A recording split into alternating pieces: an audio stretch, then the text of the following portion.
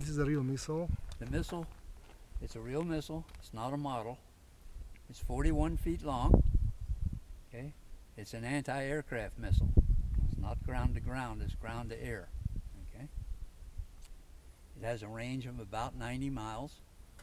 Has a ceiling of over 100,000 feet, and travels at 3.5 times the speed of sound. Wow. Okay. The missiles were brought here in 1962 in response to the Cuban Missile Crisis. Okay. Okay. During the missile crisis, the Soviets had brought missiles into Cuba. At the same time, they brought IL-28 bombers, jet bombers, into Cuba at the same time, and those bombers were capable of carrying nuclear weapons. These missiles were brought here from Texas specifically to protect against those IL-28 bombers. Okay.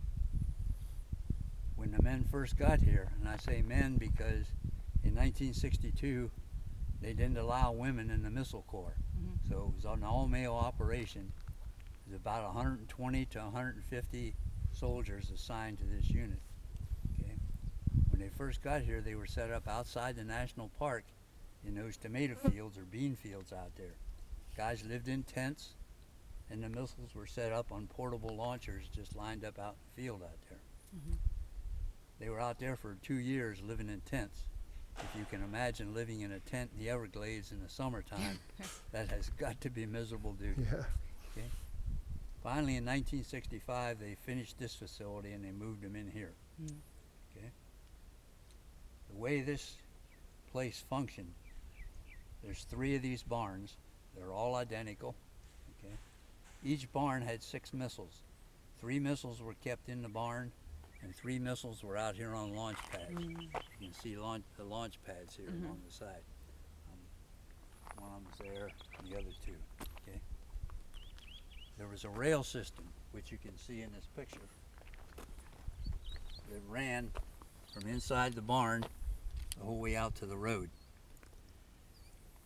This orange here, that's what looks like a trench here. It was a trench when this was a missile site. When the Park Service took it over, they filled in the trench for safety reasons and so they could drive vehicles in here. Okay. Anyhow, this rail system is how the soldiers moved the missiles from the barn out to one of these launch pads. Just pushed them along the rail system. And they'd get them over top of this big launcher mechanism. The launcher would stand them up and get them in the firing position. If there was an alert and they were prepared to fire, they got the missile all ready, and then all the personnel went around to the other side of this berm here. There's a bunker underneath that berm. They all went into the bunker. They stayed in there until the missile was either fired or the alert was canceled, one or the other. Can we see the bunker too? No. Okay. We used to take people into the bunker. A couple years ago, they had a team came out and they surveyed all the buildings and everything. They surveyed the bunker and they found out that it was full of asbestos and lead paint. They said no more taking the public in, so we have it closed off. We do have pictures in there of what the inside of it looks like. Thank Okay. you.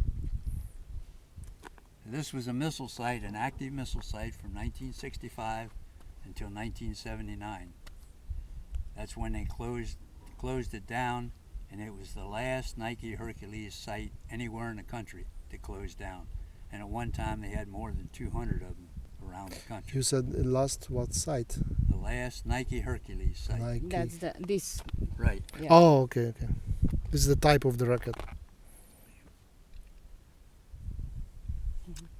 After they closed it down in '79 and the military pulled all of its equipment out, then they turned it over to the Park Service, and the Park Service took it over in 1981, and it's been the Park Service's property ever since.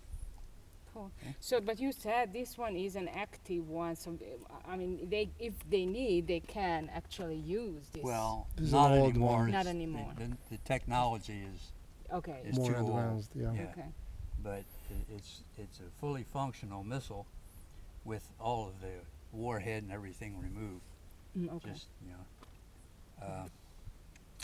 it was found, interestingly enough, when they decided to open this up to the public and so people could come in and see a piece of history, okay, they were looking for equipment to put in the barns, you know, because the barns were empty. Park Service is using them for storage space, Mhm. okay? And we wanted to convert one to a place where people could visit. They started searching for missiles. Anybody have any extra missiles? And they found that a salvage yard in Allison, Alabama Wow. had this missile that they were getting ready to dispose of. So they brought the missile down here, and the Park Service worked out a deal with Baker Aviation School up near the airport. And they made it a student project to refurbish the missile. Cool. So that missile was completely sanded down and refurbished by a bunch of teenage students. Mhm. Okay, and it looks like it's brand new. Hmm. Yeah, it Cool. looks like. it. Anyhow, feel free to go in, look around, Thank you. Okay. ask questions, take pictures. Thank you. Thank you. Yeah.